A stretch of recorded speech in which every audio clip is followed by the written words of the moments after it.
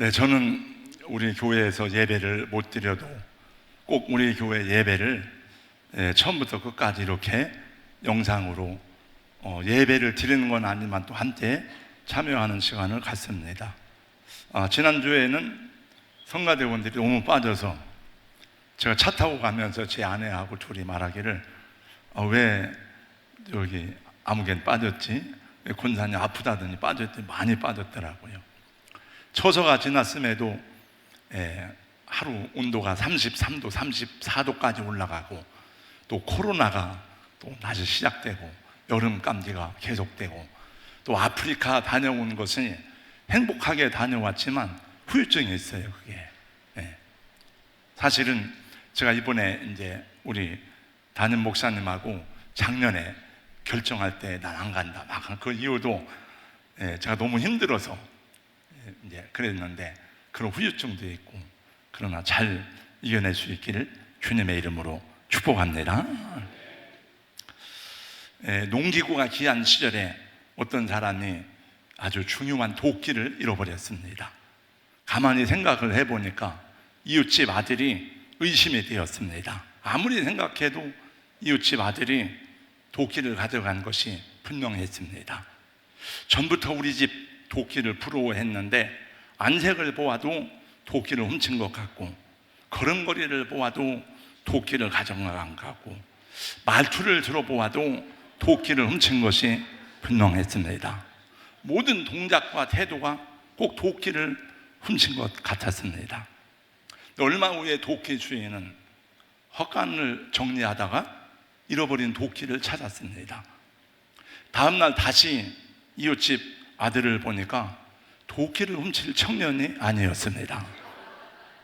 인사하는 것을 보아도 그렇고 걸음걸이를 보아도 그렇고 그렇게 의젓하고 바르게 보였습니다. 여러분, 때에 따라서 동일한 대상이 다르게 보이는 것은 그때마다 내 마음속의 주인이 다르기 때문이라고 합니다. 내 마음이 어느 날은 정의를 향해서 불타오르는 것처럼 보이지만은 어느 날 탐욕이 앞길을 가로막고 어느 날은 진리를 사모하는 성령 충만한 하나님의 사람이지만 어느 날은 육신의 정욕에 물든 자신을 바라볼 때가 있습니다. 그래서 중국 명나라의 사상가인 왕양명은 말하기를 파산중적이 파심중적난이란 말을 하였습니다. 산속의 도적을 무찌르기는 쉬우나 마음속의 도적을 무찌르기는 매우 어렵다는 말입니다. 성경은 우리에게 말씀하시기를 무릇 모든 지킬 만한 것보다 내 마음을 지키라. 생명의 근원이 이에서 남이니라고 말씀했습니다. 지금 우리는 시편의 말씀을 묵상하는 중인데 시편 120편부터 134편까지는 성전에 올라가는 노래라는 표제가 붙어 있습니다. 이스라엘 백성들이 하나님을 예배하러 예루살렘에 올라가는 일은 쉬운 일이 아니었습니다. 제가 조금 아까 말씀드렸습니다마는 주일날 우리 담임 목사님 메시지를 다 들었습니다. 지난 주일날은 초막절을 지키러 올라갑시다 이 메시지를 전하는 중에 예루살렘에 올라가는 것이 얼마나 쉽지 않은 일인지 말씀하는 걸 들었습니다. 여러분, 그렇습니다.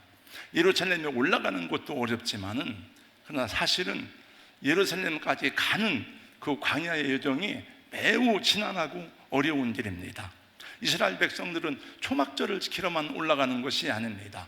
유월절을 지키러 올라가야 되고 맥추절을 지키러 올라가야 되었습니다. 근데 그 올라가는 길이 모든 일상생활을 내려놓고 그 유대 땅은 다 광야거든요. 광야를 지나야 되는 여정입니다. 그래서 그 여정이 힘들고 어렵기 때문에 성전에 올라가는 노래를 부르는 그런 노래가 나온 것입니다. 우리말 번역에 성전에 올라가는 노래 이렇게 되어 있지만은 다른 번역에는 순례자의 노래라고 번역되기도 하였습니다. 우리 일생이 하나님께로 와서 하나님께로 돌아가는 순례자의 여정입니다. 여러분과 제가 순례자입니다. 저는 은퇴를 하고 또 해외 선교를 다니거나 이곳저곳을 다니면서 내 인생이 순례의 여정이구나 하는 것을 더 많이 느끼고 경험하는 오늘입니다. 저 멀리 뵈는 나의 시온성, 다 같이 한번 찬양합니다. 오 거룩한 곳 아버지지, 내 사모하는 집에 가고자 한 밤을 세웠네. 저망망한 바다 위에 이 몸이 상할지라도 오늘은 이곳 내일은 저곳 주 복음 전하리. 이 시편의 노래는 앞에 다윗이 지은 시라고 나와 있습니다. 다윗이 쓴 시요 찬양인데 공동체 안에서 사람들이 함께 어울려 평화롭게 살아가는 것이 얼마나 아름답고 중요한지를 우리에게 전해주고 있습니다. 1절 말씀을 다시 한번 다 같이 읽겠습니다. 한 번 더 있습니다. 시작. 보라 형제가 연합하여 동거하니 어찌 그리 선하고 아름다운고. 성전을 향해서 가는 순례자들은 이 시편으로 노래하면서 서로를 격려하고 축복하였습니다. 그들에게 함께 어울려 순례의 길을 가는 동료들의 존재는 말할 수 없는 위로요 기쁨이 아닐 수가 없었습니다. 여러분 한번 생각해 보시기 바랍니다. 멀고 먼 여정에 순례의 길을 가는데 서로 얼굴을 붉히고 다투고 비난하고 싸우고 원수처럼 그 길을 걸어간다면 얼마나 힘들고 어렵겠습니까? 그러나 사실은 우리 인생이 서로 돕고 위로하고 격려하며 살아가야 되는데, 이 역사를 볼 때에, 오늘날 세상을 바라볼 때에 끊임없는 싸움과 갈등과 분쟁이 계속되는 것을 보기 때문에 우리가 생각할 땐 굉장히 쉬워 보이지만 서로 어울려 산다는 것이 너무나 어려운 이야기입니다. 이 세상에 순례자의 삶을 살아가는 저와 여러분들에게도 마찬가지입니다. 하나님 뜻은 광야와 같이 촉박하고 매반은 세상에서 천성을 향해 걸어가는 순례자의 여정에서 함께 울고 함께 웃고 또 함께 격려하며 이 믿음의 여정을 걸어갈 수 있도록 동반자들을 주셨는데, 그것이 우리 가정이고 성도들이고 교회입니다. 그래서 이 교회 생활의 핵심은 사랑과 평화로 함께 교제하고 어울려 살아가는 것입니다. 교회의 자랑은 교인의 숫자나 예배당 건물이 아닙니다. 얼마나 봉사를 많이 했느냐, 얼마나 좋은 영적 프로그램이 있느냐, 이것이 아닙니다. 물론 그런 것들도 중요하지만 하나님의 사랑 안에서 연합하고 사랑하고 섬기고 서로를 격려하면서 하나가 되는 것이 주님이 원하시는 공동체인 것입니다. 왜냐하면 우리 모두는 다 예수님 안에서 한 몸이 되었기 때문입니다. 그래서 시인은 보라 형제가 연합하여 동거하니 어찌 그리 선하고 아름다운고 노래하며 축복합니다. 그리고 이처럼 화목하고 하나가 된 공동체를 통해서 우리는 하나님의 은혜와 복을 누리는 것입니다. 2절 말씀 보겠습니다. 머리에 있는 보배로운 기름이 수염 곧 아론의 수염에 흘러서 그의 옷깃까지 내림 같고. 실상 아론이 기름 부음을 받을 때에 기름을 머리에 부으면은 기름이 막 그 옷에 수염을 타고 흘러내리고 옷에 내립니다. 그 기름은 굉장히 향유가 나는 감람류와 특별한 것으로 만든 우임식을 해요. 우리도 보통 목사 안주식을 할 때에 굉장히 중요한 행사인데, 성경에서 구약엔 제사장 우임식을 할 때는 일주일을 합니다. 일주일. 그러니까 이 위에서 기름이 흘러내리는 것은 하나님의 임재와 거룩함을 상징하는 것입니다. 예수님을 믿는 우리의 모든 사람들은 그 사람이 목사이든지 장로이든지 누구인지를 막론하고 성령의 기름 부심을 받은 하나님의 사람들이 되었습니다. 그래서 여러분 안에 성령이 내주하시고 여러분이 느끼든지 느끼지 못하든지 성령님이 여러분과 함께 하십니다. 그래서 저와 여러분이 본성이 변한 것은 아니지만은 성령의 사람이 되었기 때문에 육신의 생각보다 성령을 따라 행하는 것이 성도들이 아름다운 삶이고 그것이 성령의 열매가 되는 것입니다. 여러분, 우리가 예수를 아무리 잘 믿어도 내 육신의 정욕과 세상의 욕망과 인간적인 자존심이 사라지는 건 아니에요. 혹시 여러분 믿음으로 살아가다가 막 육신적 생각이 많이 나고 막 그럴 때에 내가 거듭난 것이 맞아? 내가 구원받은 하나님의 사람이 맞는 거냐? 의심할 필요 없어요. 당연합니다. 그거는 목회자인 저도 마찬가지입니다.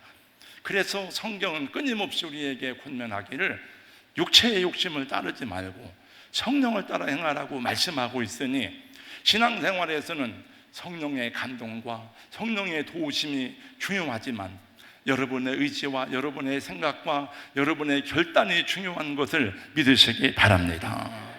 예수님도 말씀하셨습니다. 내 마음을 다하고 목숨을 다하고 뜻을 다하여 주 너의 하나님을 사랑하라. 그건 우리의 마음과 목숨과 뜻은 우리의 지정의 인격, 우리의 모든 생각과 중심을 말하는 거죠. 머리에 부은 보배로운 기름이 수염을 타고 흘러서 옷깃까지 내림 같다는 말이 무엇을 의미하는가?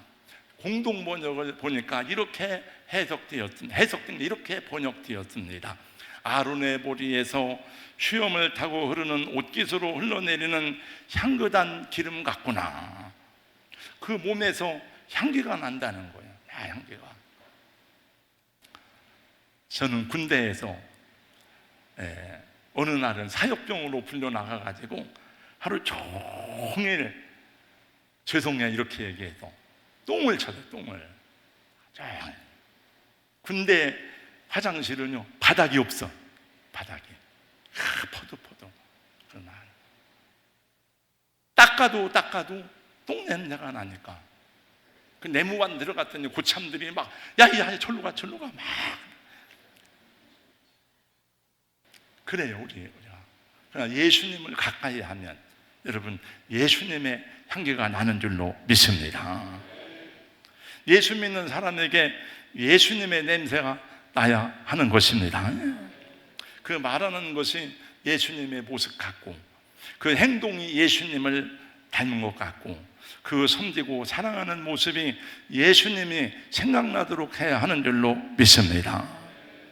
저는 우리 교육자들에게도 종종 말하기를 여러분 아이들에게 학생들에게 말씀을 전하고 또 성경 공부 가르칠 때에 예수님을 더 많이 이야기하고 예수님을 더 많이 찾아내고 예수님을 더 많이 증거해야 됩니다. 우리는 하나님을 믿잖아요. 왜냐하면 그러나 하나님은 여러분과 저에게 하나님은 추상적인 존재가 아니지만은 그러나 종교 사회학적으로 볼 때 하나님은 형 이상하게 세계에 존재하는 추상적인 분입니다. 하나님이 안 보이잖아요. 그래서 나이가 어릴수록 하나님보다 자꾸 예수님을 얘기해야 돼요. 왜냐하면 여러분 예수님은 역사 속에서 친히 강림하신 하나님이십니다. 이 세상 역사 속에서 우리와 같이 태어났고 사람으로 사시다가 예수님도 울고 배고프고 춥고 헐벗고 힘들어 하시고 사람으로 십자가에 죽으시고 육체로 부활하신 분입니다. 예수님 안에 하나님의 모든 형상이 다 나타났기 때문에 예수는 모든 사람들에게 하나님을 믿을 만한 확실한 증거가 된다고 성경에서 많이 증거하고 있으니 요한 사도행전 17장 31절입니다. 이는 정하신 사람으로 하여금 천하를 공의로 심판하는 날을 작정하시고 이에 그를 죽은 자 가운데서 다시 살리신 것으로 모든 사람에게 믿을 만한 증거를 주셨음이니라. 한번 저를 따라서 하겠습니다. 모든 사람에게 믿을 만한 증거를 주셨음이니라. 그 모든 사람이 믿을 만한 증거가 예수 그리스도신 것입니다.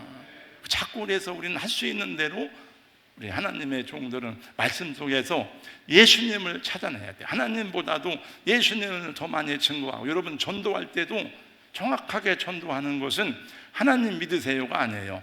예수 믿으세요 하는 거예요. 우리가 예수님의 사랑받는 제자요, 예수님 이름으로 거듭난 사람이라면 왜 싸우고 비난하고 고소고발하고 정죄해야 됩니까? 이것이 얼마나 큰 잘못인지 죄악인지 모릅니다. 저는 은퇴 이후에도, 이게 보편적인 일은 아니지만은 여러 교회에 다니면서 말씀을 전하고 있습니다. 함께 예배를 드리고, 또 교회가 주일날은 다른 목사님들에게 강단을 안내 주는데, 제가 이제 지난주에도 그 지난주에도 또 다음 주에도 10월 달에도 가야 될 교회가 이렇게 많이 약속이 되어져 있어요. 그것은 꼭 제가 무엇을 잘해서 그런 것이 아니고, 또 제가 꼭 그 교회에 필요해서 그런 것이 아니고, 그냥 선후배 인과관계 때문에 저를 불러주는 것 같아요. 저를 격려하기 위해서. 감사하죠.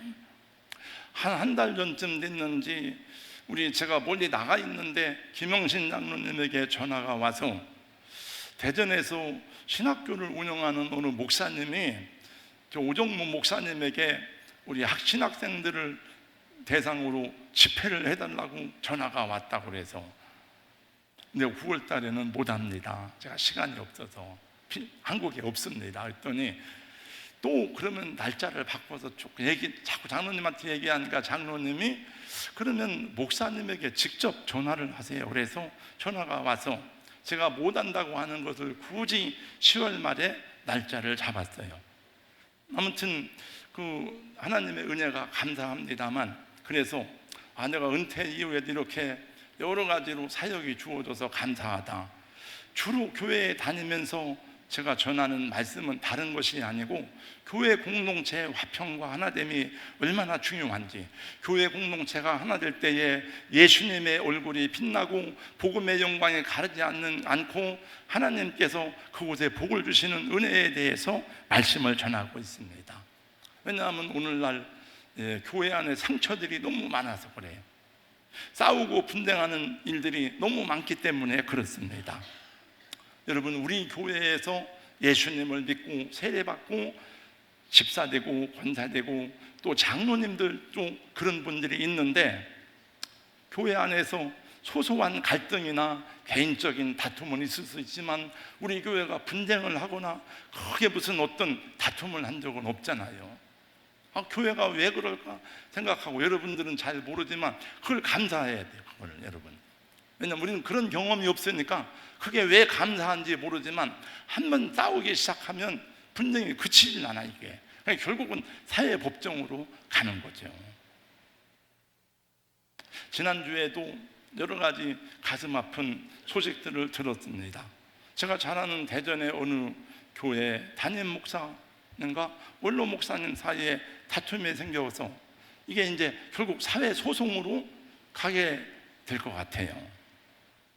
또 얼마 전에 우리 교회에 와서 설교했던 제 동서가 되는, 막내 동서가 되는 무주에서 사역하는 그 목사님이 성도들하고 무슨 불화도 아닌데 목사님 떠나라고 그러는 거예요. 떠나라고.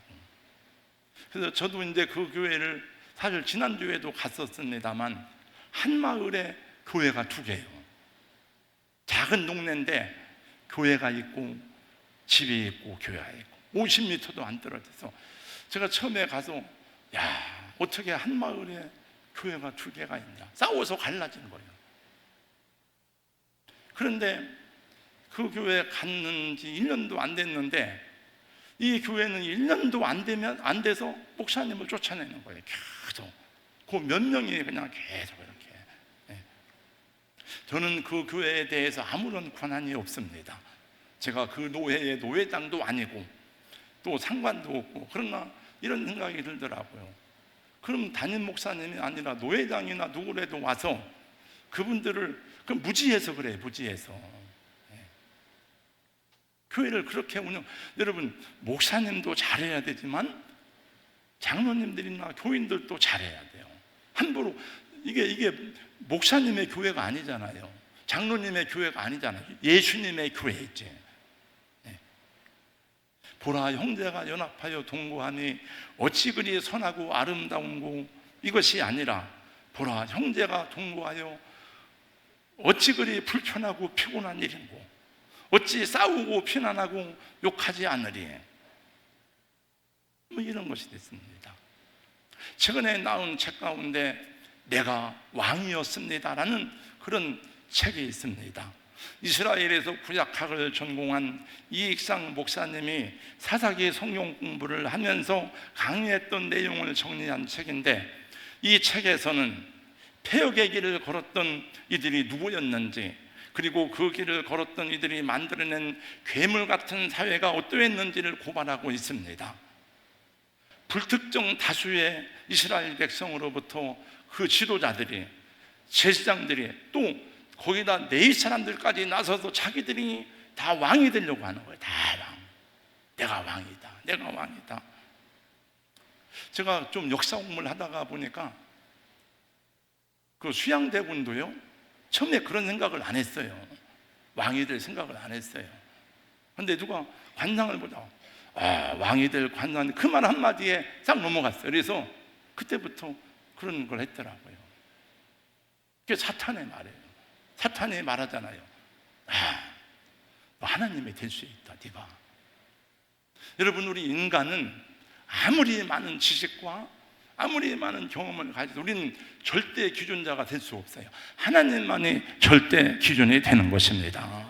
그런데 사사시대에는 제사장들이, 네 사람들이, 불특정 다수의 사람들이 자기들 생각과 자기들 눈이 세상을 판단하는 절대 기준이 되었습니다. 그래서 그 사회가 혼란하고 다 불행한 거예요. 오늘날 우리 사회가 그렇지 않은지 돌아봐야 되겠어요.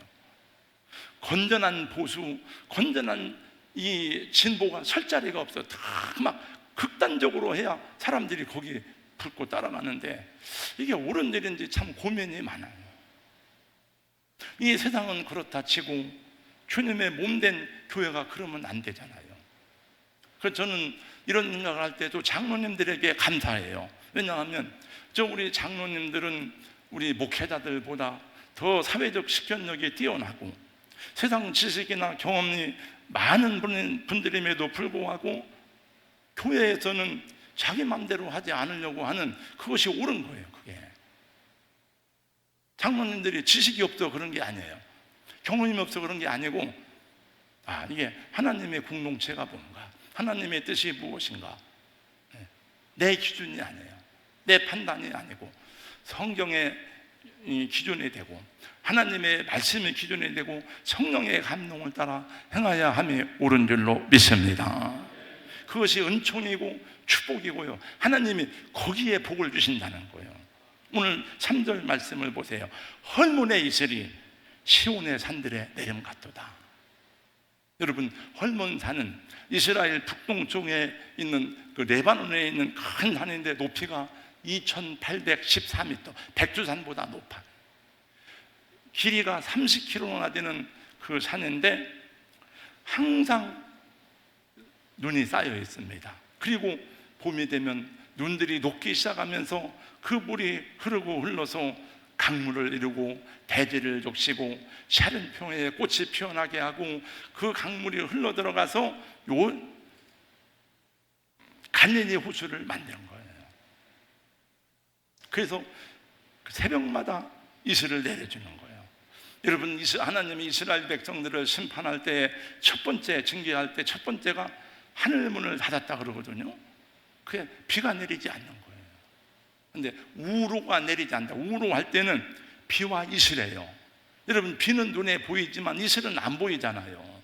이슬은 밤에 내려요. 밤에 이렇게 밤에 하나님이 밤에 다 우리 은혜를 주시는 거예요. 이렇게. 그래서 이 헐몬산에서 흘러내리는 이슬로 시온의 산들에 풀과 나무가 자라고 꽃이 피고 열매를 맺고 양과 염소가 그 풀을 먹으면서 젖을 내고 새끼를 내는 거죠. 저는 이 도시에 살아서 그런지 말씀 준비하다 보니까 왜 요새는 이슬을 못 보겠다. 이슬을. 원래 시골에 가면 이슬이 아침마다 이슬이 내리잖아요. 성경에는 자녀들이나 후손들을 축복할 때에 사용되는 언어 가운데 하나가 하늘에서 이슬이 내림같이 라는 말씀이 많이 나와요. 창세기 27장에 이삭이 그 아들 야곱을 축복할 때 뭐라고 합니까? 하나님은 하늘의 이슬과 땅의 기름짐이며, 신명기 33장 모세가 요셉 지파를 축복할 때 하늘의 보물인 이슬과, 하늘의 보물이라는 거, 이슬이. 그런데 에서가 축복을 구할 때에 하는 말을 들어보세요. 내 주소는 하늘의 이슬에서 멀 것이다. 지난주에 목사님 메시지 가운데 이 비가 축복이라는 말씀을 전했습니다마는, 여러분, 성경의 장마비, 소낙비는 축복을 상징하는 거예요. 그러나 하늘의 이슬이라는 것은 눈에 보이지 않는 하나님의 평강과 축복을 말하는 것입니다. 여러분이 살아가는 가운데 우리가 아는 것도 있지만 순간순간 하나님이 지키시고 보호하시는 은혜가 얼마나 귀하고 놀라운지 모릅니다. 하나님이 하늘에서 때를 따라 내려주시는 비와 눈만이 아니라 이슬 같은 은혜들이 이곳에 임하고 여러분들에게 임하기를 주님의 이름으로 축원합니다.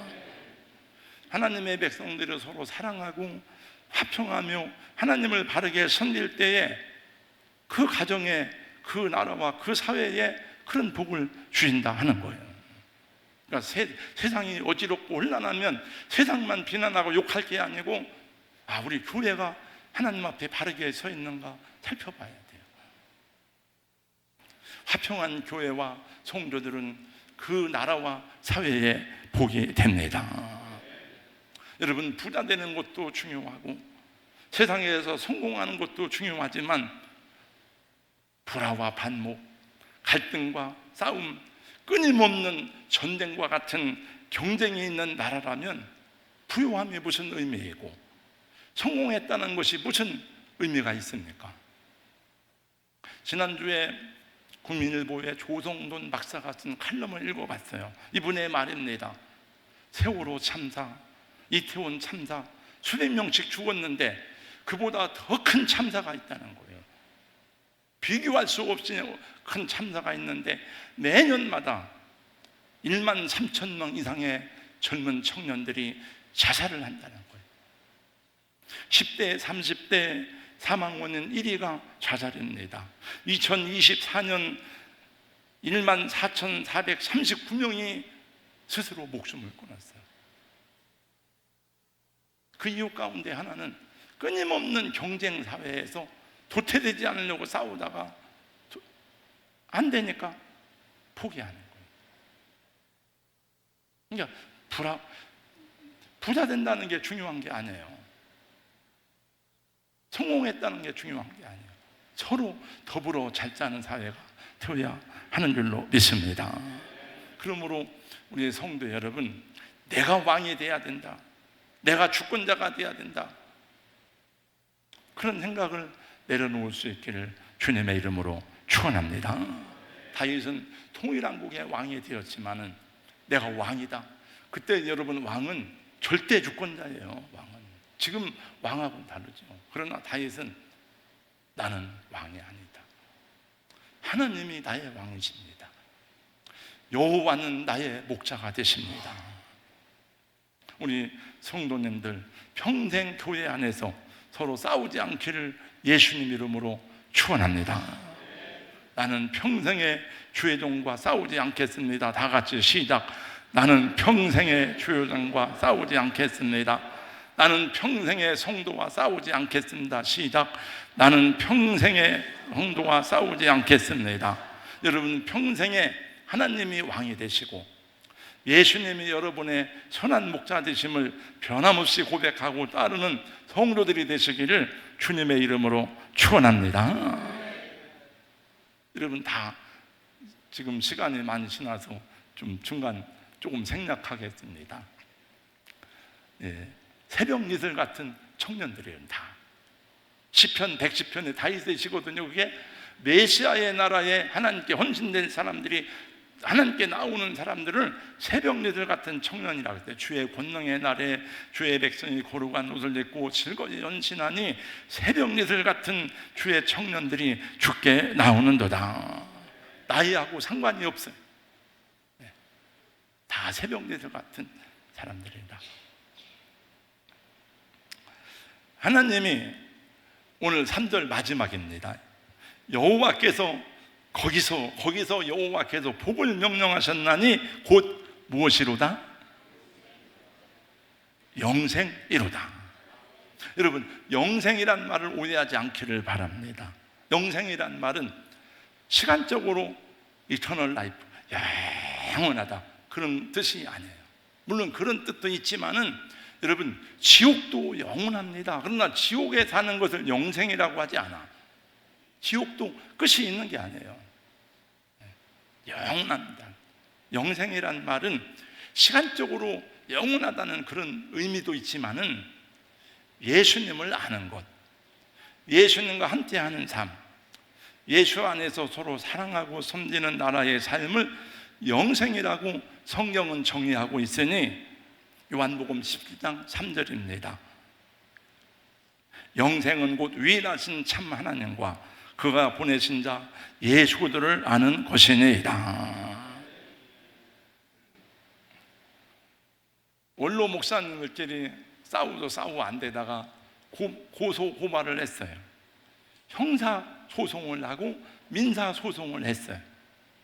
대전고등법원의 상임조정위원장으로 근무하는 안지연 변호사가, 여자분입니다, 조정을 맡게 되었습니다. 교회 다니는 성도가 목사님들의 싸움을 조정하는 조정위원장이 되어서 모였는데 얼마나 괴로운지 이분이 기도를 많이 했던 것 같아요. 그래서 여러 가지 준비를 했습니다. 목사님들, 나는 교회 다니는 성도이고 저도 목사님들의 양인데 제가 어떻게 목사님들을 재판할 수 있습니까? 기도를 하고 하지요. 누가 기도를 하겠습니까? 기도도 좀 은혜로운 자리라서 기도를 해야 좋은데 이게 막 거기 서로 싸우다가 와서 기도를 해야 되니까 어느 목사님이 기도를 하시겠습니까? 기도해 주세요, 목사님. 그리고 이 안지연 변호사가 차를 대접하고 기도하고 하나님 말씀을 가지고 그래서 대화를 해서 해결을 했습니다. 알고 보니 별 문제가 아닌데 서로 갈등하면서 싸움이 크게 번져서 형사소송을 하고 민사소송을 한 거예요. 여러분, 코로나 바이러스만 전염되는 게 아닙니다. 독감만 전염되는 게 아닙니다. 영적으로 심각한 전염이 있는데 불신하고 분쟁하고 싸우고 갈라지는 거예요. 그리고 그런 교회는 계속 그런 전염병처럼 퍼져나가요. 그래서 이 세상만이 아니고 사탄은 성도와 목사를, 성도와 성도를 서로 신뢰하지 못하게 하고 불평하게 하고 갈등하게 하고 마지막 목적은 공동체를 깨트리는 것입니다. 그래서 우리는 언제나 하나님의 말씀을 묵상하고 예수님을 마음을 가져야 되고 성령께서 기뻐하시는 것이 무엇인지를 생각해야 하는 줄로 믿습니다. 저절로 좋은 아내가 되는 법이 없어요. 저절로 좋은 남편, 좋은 목사, 좋은 성도가 되는 법이 없어요. 여러분, 다 노력하고 겸손히 주님을 따를 때에 주어지는 은혜입니다. 성경 어디를 보더라도 너희가 죽은 다음에 영생을 얻을 것이다, 그런 말씀이 없어요. 우리가 지금 이렇게 예배하고 섬기고 봉사하고 사랑하고 또 하나님의 일을 하는 까닭은 이미 구원을 받고 영생을 받은 사람이기 때문에 주신 하나님의 은혜이고 축복인 줄로 알고 믿음으로 순종할 수 있기를 주님의 이름으로 축원합니다. 저는 은퇴 이후에 아무래도 현직에 있을 때 시간이 많아서 제가 공부하고 싶은 공부도 하고 책도 읽고 하는데 많이 배울수록 그게 짐이 되더라고요. 고민이 더 되더라고. 차라리 모르는 게 낫다. 세상을 모르는 게 나은데 정말 인간 세상은 추악하구나. 그래서 전도서 말씀이 생각이 나더라고요. 많은 책들을 짓는 것은 끝이 없고 공부를 많이 하는 것은 번뇌를 더하게 하느니라. 그 말이 생각이 나더라고요. 일의 결국을 다 들었으니 하나님을 경외하고 그의 명령들을 지킬지어다. 이것이 모든 사람의 본분이니라. 다 들었으니까, 전도서 다 얘기했으니까 결론이 그거예요. 하나님을 경외. 저는 우리 동산교회가 시편 133편과 같은 교회가 되기를 주님의 이름으로 소망합니다. 우리 모든 사람이 형제의 사랑으로 연합하고 동거하는 그런 교회가 되기를 주님의 이름으로 축복합니다.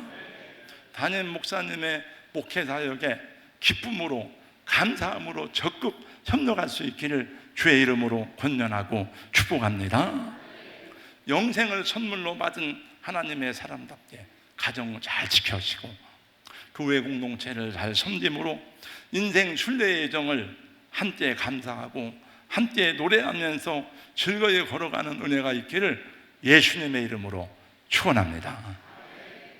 말씀 다 마쳤고 한 2분만, 제가 한 2달 동안 이렇게 여러분 앞에 서지 못할 것 같아서 간단하게 선교 보고하고 기도 제목 말씀드립니다. 저는 9월 7일부터 21일까지 바기오 시니어 열방대학 벨 아카데미에서 하는 겁니다. 그냥 강사로 참석해요. 돈 내고 하라고 돼. 돈 받는 강사가 아니고 돈 내고 후원하고.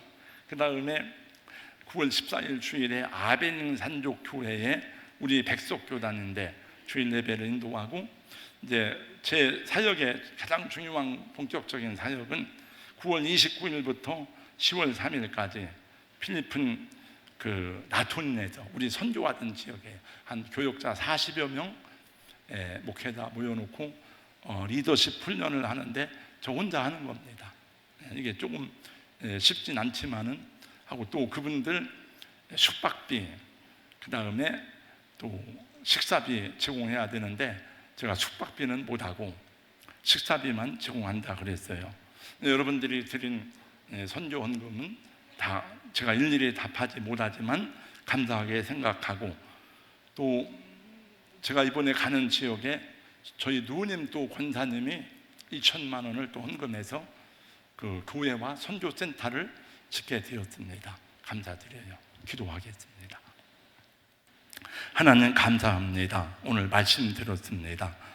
이 말씀이 우리 삶에, 우리 교회에 그대로 적용되어서 지금도 화평하고 아름다운 교회지만 하나님이 더 기뻐하는 좋은 교회, 좋은 성도님들 될 수 있도록 축복하여 주시옵소서. 하나님의 은혜가 영적으로만이 아니라 주여 이 육신적으로도 세상의 삶 속에서 지키시고 보호하시는 은총이 이슬처럼 내리는 성도의 가정과 일생 여정이 되게 하여 주시옵소서. 예수님 이름으로 기도하옵나이다. 아멘.